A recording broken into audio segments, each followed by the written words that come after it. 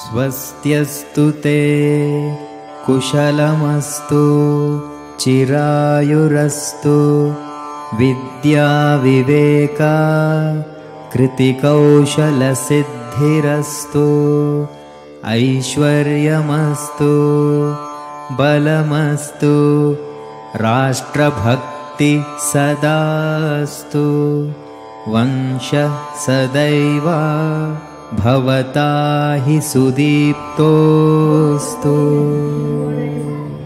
जन्मदिनमिदम् अयि प्रियः सखे शन्तनोतु ते सर्वदा मुदं प्रार्थयामहे भवशतायुषी ईश्वरः सदा त्वां च रक्षतु पुण्यकर्मणा कीर्तिमर्जया जीवनं तव भवतु सार्थकं भवतु सार्थकं भवतु सार्थकम्।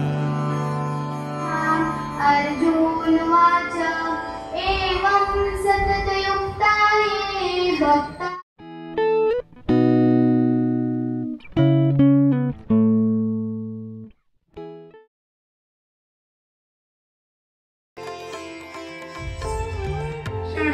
सप्ताहाची सुरुवात या दिवसापासून केलेली होती, म्हणून श्रावण पौर्णिमा हा दिवस संस्कृत भाषा दिन म्हणून साजरे केला जातो।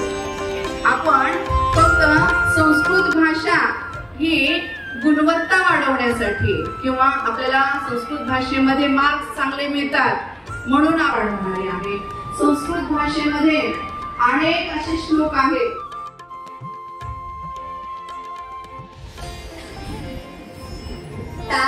ज्ञातत्वया एषा वार्ता यद् अस्माकं नगरस्य समीपस्थे ग्रामे नैके शुद्ध्यति जगच्छुद्ध्यति